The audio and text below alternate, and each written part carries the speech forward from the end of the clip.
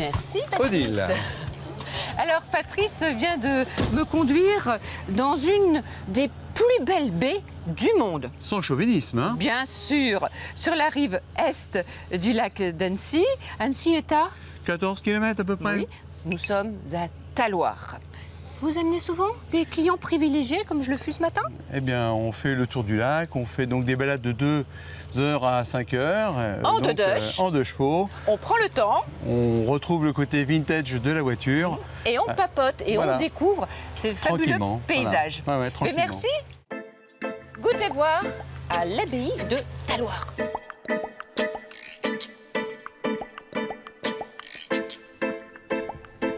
Dans cette abbaye millénaire, les jardins potagers régalent toujours les hôtes. Bonjour Fernando, bonjour chef. Bonjour Odile. C'est le petit tour matinal dans le jardin? Eh oui, ça y est, on commence le petit tour pour ramasser les produits de ce midi. Bon, là, il n'y en a pas assez pour régaler tous tes clients. Pas du tout, non, non. Hein? Là, je suis obligé de travailler avec mes petits fournisseurs locaux aussi. Alors, on se connaît depuis plus de 20 ans? Ok, ça Hein? fait Mais 20 c'est ans presque. Dans une autre maison, parce qu'ici, Ouais. tu ne travailles que depuis un an. Voilà, je suis à arrivé l'abbaye. en début d'année. Oui. Et en fait, effectivement, j'étais en face pendant 20 ans à l'auberge du Père Bise, avec Sophie et Charline Bise. Ton parcours, tu peux me le résumer? Bah, le parcours... Déjà, Christophe Le Digol. C'est pas Digol. savoyard, ça, hein? Pas du tout. Donc, papa breton, maman normande. Et ben, j'ai fait plusieurs maisons, j'ai tourné un petit peu partout en France. Michel Rostand à Londres. Et après, voilà, 20 ans à l'auberge du Père Bise. Et quelle cuisine proposes-tu? Moi, une cuisine classique, Oui. enfin classique, mais au goût du Tu as au goût les du bases, jour. on va J'ai les dire. bases, Tu sais voilà, faire les j'utilise, sauces, voilà. toi, hein? Je Tu les suis saucier, donc je fais beaucoup de sauces, beaucoup de jus. Voilà, je travaille encore un peu à l'ancienne, mais forcément remis au goût du jour. Tu nous présentes ton équipe? Alors Odile, je vais te présenter Gauthier Chaffard, notre chef pâtissier. Bonjour Gauthier. Bonjour. Oh, gâteau au chocolat.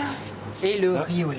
Voilà, je vous présente Marine qui nous prépare tous les jours le riz au lait Pour le petit déjeuner? et Linda, D'accord. Vous n'êtes que 3 alors? 3 en pâtisserie. À faire des merveilles. Hein. Voilà. Les meringues, les tartes, oh là là. Pas mal de Exactement. choses. Que des bonnes choses. Voilà. Et puis là, l'équipe Et là, cuisine. on va rentrer dans la cuisine. Je vous présente Kim. Un judoka. Voilà, un judoka. Tout ça pour Kim, parler le judo. second cuisine, qui me suit depuis des années maintenant, qui est avec moi à l'auberge. Nicolas, Ben, pareil, qui me suivent de l'auberge aussi depuis des années. Et je pense qu'il n'y a pas de hasard si l'équipe te suit fidèlement depuis des années. Bon, je vous laisse préparer les ingrédients pour la recette qu'on va venir tourner tout à l'heure. Et je vais partir tout de suite dans le cloître parce que 1000 ans d'histoire à vous raconter.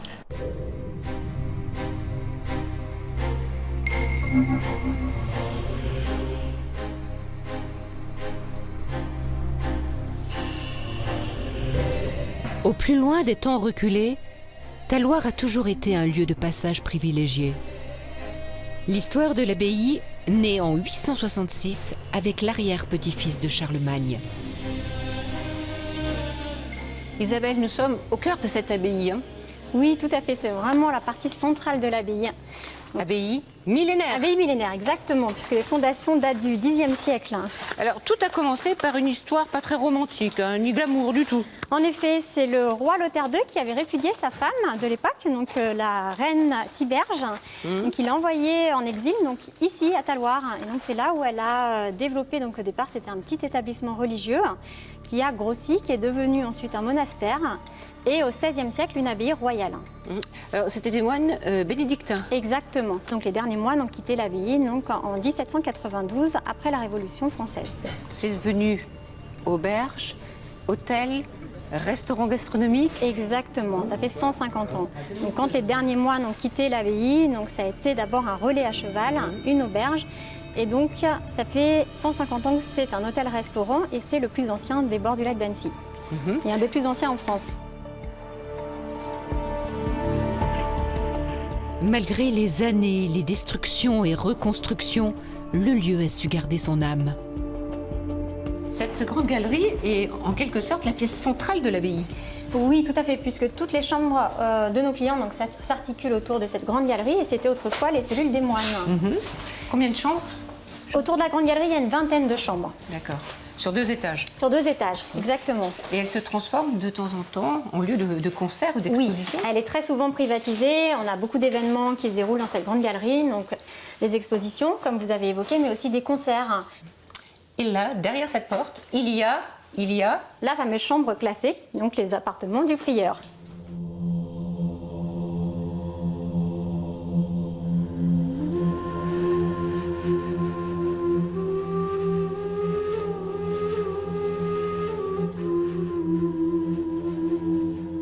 Elle est classée pour différentes raisons. Déjà, on a le plafond à la française. Autrefois, c'était des toiles tendues qui étaient donc classées, qu'on a par contre qui étaient vraiment détériorées. Et maintenant, donc, on a ces peintures d'époque. les fresques. Ici, on retrouve les portraits des apôtres qui occupaient jadis l'abbaye de Talloires, donc qui sont des portraits également classés. Et un plancher qui chante. Exactement, qui est en l'état depuis 1681. Il y a un grand peintre célèbre Oui, qui a séjourné ici. Paul Cézanne, Eh oui. qui a séjourné plusieurs étés à l'abbaye et qui a peint d'ailleurs son fameux lac bleu, dont on a la reproduction dans notre galerie Cézanne.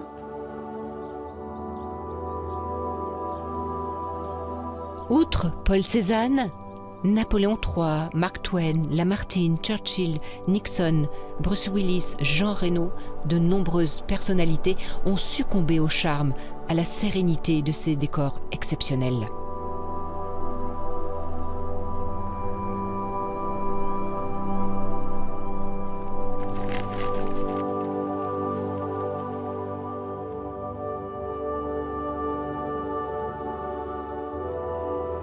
Quel endroit magique, Alain? Au col de la Forclaz ou Forclaz? Forclaz. Forclaz. Comme on ne prononce pas les Z chez nous. La Forclaz, le pied de la Tournette, le col, les parapentes, Le soleil, les vaches, les vaches, le terroir. le terroir. Alors le terroir, t'en connais un rayon, toi, hein? Ah, c'est ce qui fait la différence dans mes produits, en l'occurrence les fromages que j'affine à Annecy. 4e génération, installée à Annecy. Ouais, mon arrière-grand-père était alpagiste en Savoie. Mon Il fabriquait père le fromage, donc. fabriquait le Beaufort. Ouais. Le Beaufort. Ouais. Et mon père et mon grand-père fabriquaient des reblochons et des tomes à Annecy-Vieux. Puis moi, j'ai repris l'affaire familiale de commerce. Et tu as mis au point un fromage. À quelle occasion?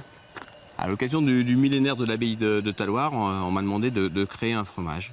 Un fromage qu'il a fallu élaborer, il a fallu trouver un fermier, qu'on a trouvé donc au col de la Forclaz, au pied de la Tournette. Ce fermier, on a collaboré tous les deux pour mettre au point un fromage. C'est un passionné, il a fabriqué du reblochon, il a fabriqué de la tome. Alors cet agriculteur, c'est Dédé. Dédé. Alors ce fromage-là, dès le départ, il est fait un peu comme on décaille comme le reblochon. Et ensuite, il est affiné comme une tome. Ce qui fait un peu ce fromage qu'on a essayé de créer avec Alain. Ce qui fait que c'est un fromage unique. Unique, voilà, oui. C'est un fromage au lait cru. Et il est fait avec de la race Abondance et un peu de Montbéliarde. Voilà, ce qui est important, c'est de fabriquer à chaque traite. En fait, Après chaque traite, oui. Et alors, la recette a été mise au point dès la première fois? Non, moi, c'est trop facile de fabriquer un fromage du premier coup. Donc on a élaboré ce fromage avec Dédé, avec quelques pertes, quelques difficultés. Puis maintenant, on est arrivé à ce fromage bien crémeux, avec une croûte de terroir un peu vallonnée ou même montagneuse. Ça dépend comment on regarde cette croûte. Pâte bien crémeuse, bien parfumée, avec des laits d'été, des vaches qui pâturent ici. Alors, il y a le travail du fermier, mais il y a le travail aussi de l'affineur. Voilà. Le travail d'affineur sous le château d'Annecy, dans mes caves naturelles. Superbe cave. Belle cave, oui, c'est un trésor. Et puis donc on bichonne ces fromages avec une mixture secrète. On les lave 2 fois par semaine minimum pour que toutes ces saveurs arrivent en bouche. Il reste 80 jours en cave. Ah oui, quand même. Ah ouais. Oui, celui-là, vous souhaitez La moitié, c'est la moitié de celui-là? Comme ça? Alors, ce fromage s'achète ici, hein, à l'auberge, que tiennent vos enfants, hein, Cathy et David. Que David est cuisinier et aussi agriculteur. Et il hein. aide Dédé aussi à la fabrication de ce fameux fromage. Il y a une spécialité qu'on mange ici, Les beignets aux les pommes beignets de terre. Recette unique. Voilà, là aussi c'est unique, comme toute la famille.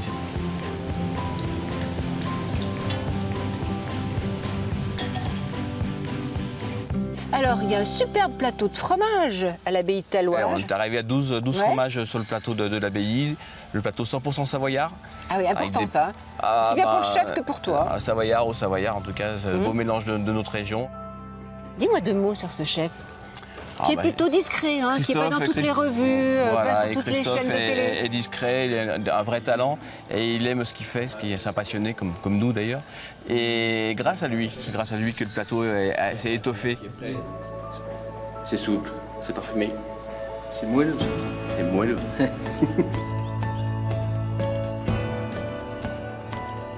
Avant le coucher du soleil, à l'heure où les troupeaux regagnent les prairies, Florent Capretti, un des 2 derniers pêcheurs professionnels du lac, est attendu impatiemment sur le ponton de l'abbaye.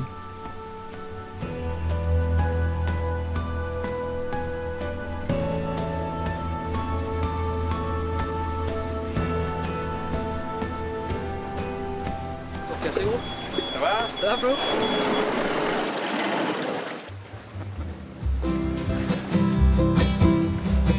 Ces belles écrevisses, l'occasion de découvrir une entrée gourmande et subtile.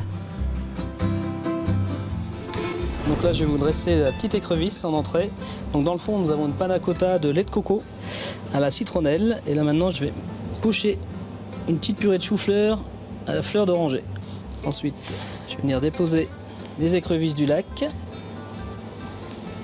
Je rajoute une petite chair moula, donc à base d'épices, de gingembre, de coriandre, de couscous, un zalanout, piment d'Espelette. Je rajoute pour le croquant un petit peu de chou-fleur râpé, des petits œufs de truite, un petit peu de poudre d'orange. Je vais rajouter des petites pousses de coriandre fraîches et une petite tuile aux épices. Et voilà.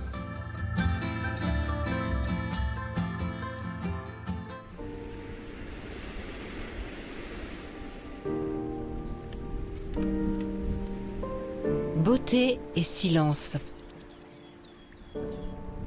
Un moment privilégié partagé avec Florent.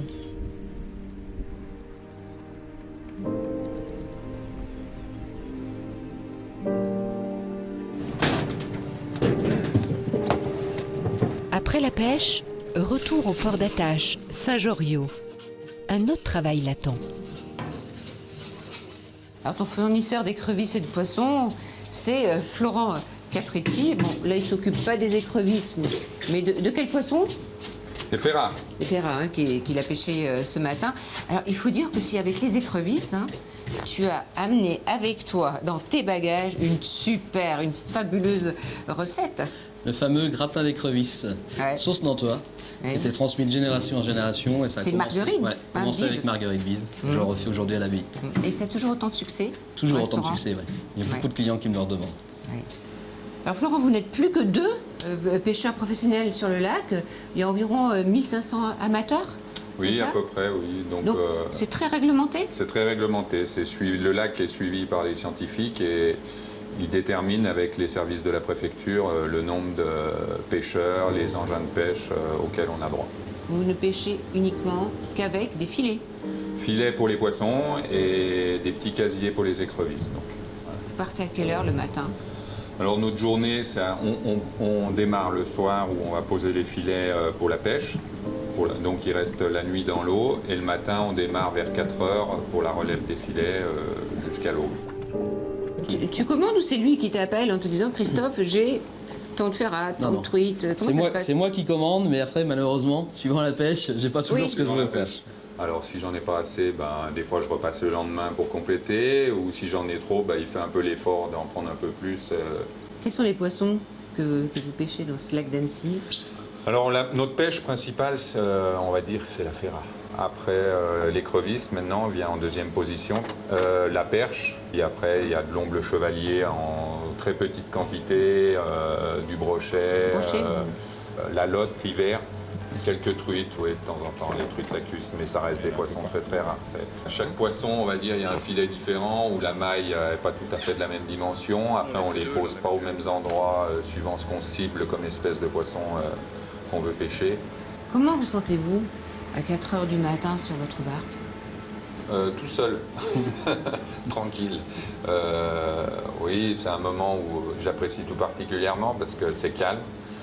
J'ai un peu le lac, on va dire, pour moi tout seul le matin à 4 heures. Tu pêches un peu? Pas du tout. Alors là, c'est vraiment un truc que jamais Vous cuisinez un peu, Florent? Pas du tout. Ah ben voilà, vous étiez fait pour vous rencontrer tous les deux alors. Retour à l'abbaye avec des ferrats extra fraîches. Une recette, Donc la ferra du lac aux petits légumes verts et fruits de la passion. simple à faire. Très très simple.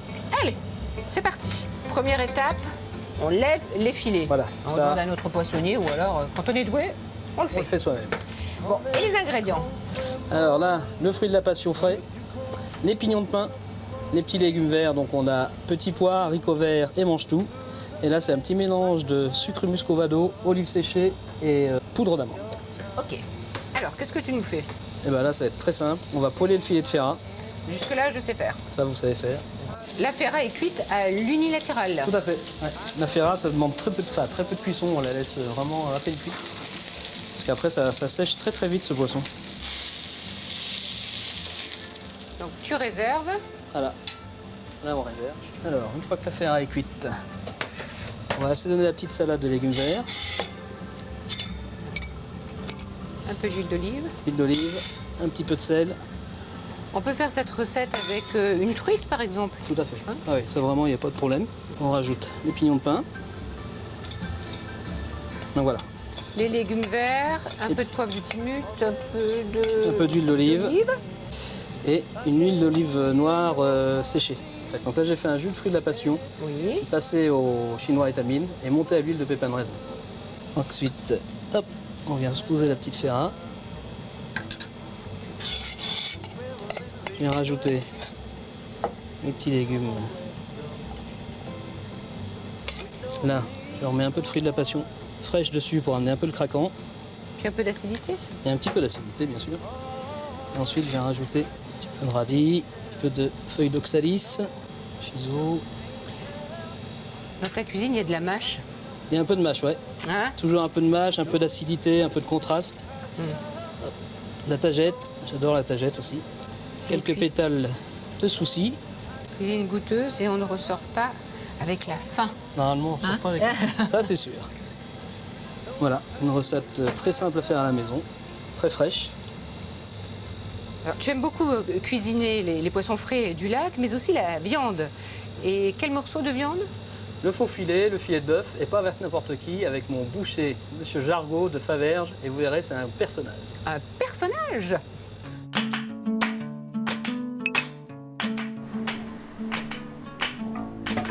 Oh oui, c'est vrai, j'allais faire une belle rencontre avec une famille, une histoire qui dure à Faverges depuis longtemps. Bonjour Pierre, bonjour. Bonjour, Comment allez-vous? ça va? La casquette rivée sur la tête, tout va bien? Vous, Pierre, vous êtes la 4e génération de boucher? Oui, Ouais. Et toujours ici à Faverges? tout le temps, oui. Ah ouais. Vous l'avez choisi, votre métier, ou pas, alors? C'est lui qui m'a choisi. Qu'est-ce que vous faites tous les lundis, Pierre? Ah ben, lundi matin, je travaille. Puis l'après-midi, je vais voir les bêtes. Voir les bêtes. Donc, ça veut dire que vous choisissez les bêtes sur pied? Oui, Pourquoi? parce qu'elle vous dit tout. Marie-Juliette, vous allez choisir avec votre père les bêtes. Vous aimez ça, hein? Ouais, j'adore ça. Ouais. J'aime bien. Vous qui travaillez avant dans le luxe, hein? Ouais, Changement radical. Quand François a désiré reprendre, j'ai dit j'embarque avec lui, quoi. C'est un métier facile pour une femme? C'est extrêmement compliqué. Je crois que c'est extrêmement compliqué. De quel point de vue? D'autant plus quand on est la fille de Pierrot. Hein. Mais moi, j'ai fait ma place, ça a mis du temps. Alors aujourd'hui, vous travaillez avec votre fils et votre fille. Vous leur avez transmis votre passion, l'art du travail bien fait. C'est pas les mêmes époques. Alors qu'est-ce qui vous a transmis le père? Les valeurs du travail. J'ai eu la chance d'être élevée par mes grands-parents. Donc mon grand-père Léon, puis ma grand-mère Juliette. Et puis quand j'étais petite, j'avais 5 ans, j'allais dans les fermes avec lui. Votre plus beau souvenir dans ce métier de boucher, maquignon boucher? C'est d'avoir estimé une bête et avoir raison de son poids et de sa qualité. Qu'est-ce que c'est qu'une bonne viande? À l'ancien temps, c'était une viande qui était grasse, un peu piracie, quelle que soit la race. On achetait des bêtes qui allaient en montagne. Quand on les avait au mois d'octobre, c'était de la viande fabuleuse. La nostalgie de Pierrot, comme ils l'appellent ici, peut avoir un goût d'inachevé. Tout va trop vite dans cette société. Alors il laisse ses enfants gérer l'intendance, l'abattoir, les livraisons, les clients. Ils sont trop simples, ces gens-là. On a un transporteur qui vient nous les prendre à l'abattoir de Chambéry, qui nous les amène devant la porte. Et nous, après, on les rentre dans les frigos. Les parties avant, on les travaille tout de suite. Et les parties arrière, on laisse maturer la viande, minimum 3 semaines. Toutes nos charcuteries, les pâtés de campagne, le pâté de foie, la galantine, les pâtés croûtes, tout est maison. Les porc-meuniers. Les porc-meuniers. C'est une des spécialités de la maison quand même. Beaucoup de monde appelle ça la saucisse au chou, mais en fait, c'est pas que du chou. Ce sont des porc-meuniers. Voilà. Est-ce que vous avez déjà pris des vacances? Non. Parce que je ne reviendrai pas.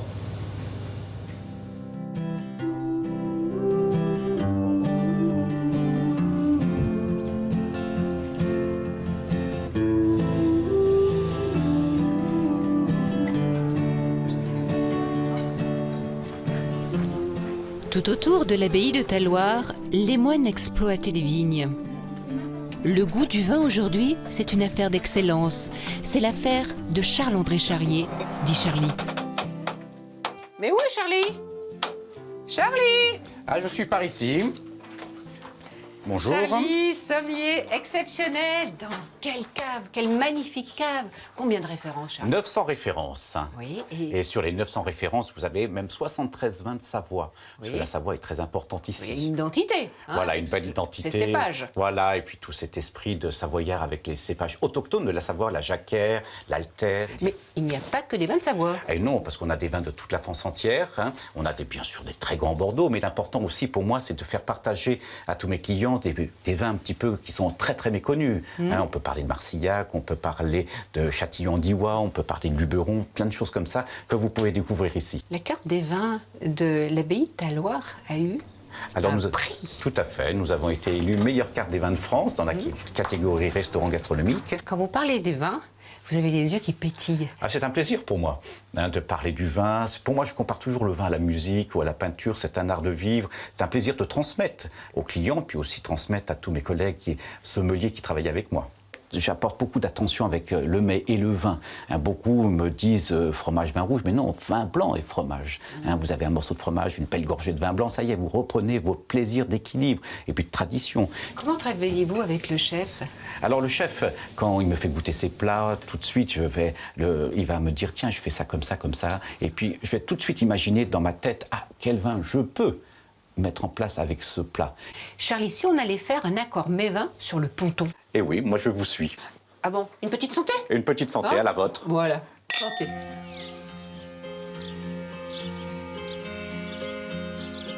Donc la petite Ferrare aux légumes et passion. Et je vais vous faire goûter un cépage qu'on utilise très peu, c'est la mondeuse blanche. Ah oui, on connaît plus la mondeuse rouge. Voilà. Effectivement, Charlie. Et parallèlement à ça, je vais vous faire voyager à Nice.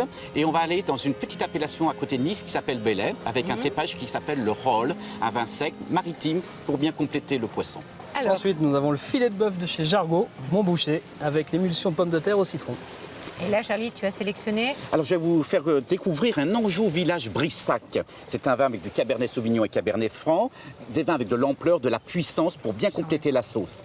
Et on termine. Et pour finir, donc, le crémeux chocolat vanille à la fève de tonka. Et avec bien sûr ce fin de repas, je vous fais goûter un Porto Colheita, parce que Porto est pour moi un petit peu très important dans ma vie de sommelier, parce que je suis Master of Port en 1996. Oh Charlie. Bon ben merci à tous. Nous avons Merci, passé un Olivier. délicieux moment en votre compagnie.